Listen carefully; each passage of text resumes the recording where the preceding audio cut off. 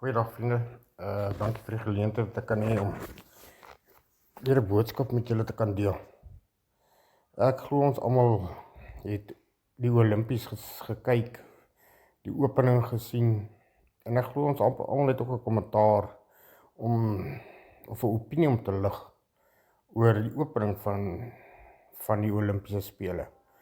Ja, ons as Christene glo ek nie het dit lekker pos gevat by ons nie, want ja, dit is wat in ons in glo, wat absoluut uit proporsie uitgetrek is.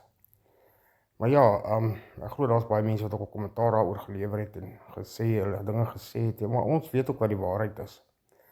Ek wil dit actually nou net 'n bietjie omdraai. Ek wil dit in 'n ander lig sien.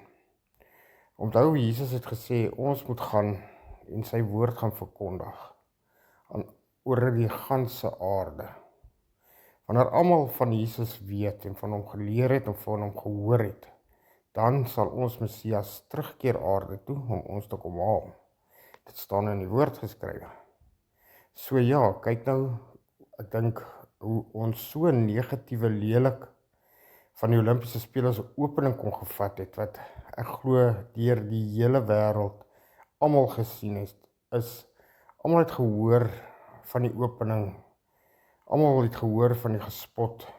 So almal het dan mos nou van Jesus gehoor. So almal weet van Jesus.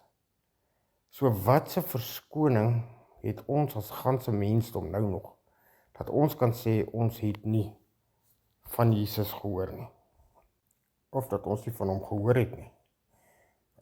Die ganse aarde het ons nou gesien, daar is 'n Jesus en daar is 'n Christendom. Ek is amper seker daar is mense wat nou begin vra, nou begin wonder, nou begin soek na wie Jesus is, wat hy kom doen het, wat hy gemaak het, sy beloftes. En ek is seker daar's mense se oë wat nou oopgegaan het ook, om waarlik vrede en vreugde te gaan loop nasoek, om die waarheid te kan ken, om Jesus te volg, om vry te kan kom van die sondelas, wat ons kan weerhou van 'n ewige lewe saam met Jesus, ewig in sy teenwoordigheid te kan wees, en vir altyd en altyd, tot in alle ewigheid, saam met hom te kan loop en te kan wandel. Ek glo dan kan ons net sê dankie Abba Vader, dat u seun vir ons gestuur het, sodat ons die ewige lewe kan beerwe. Mag ek afsluit met 'n gebed. Abba Vader, Here, baie dankie vir die goedheid, vir die guns, vir die liefde, die genade. Here, dankie vir u seun.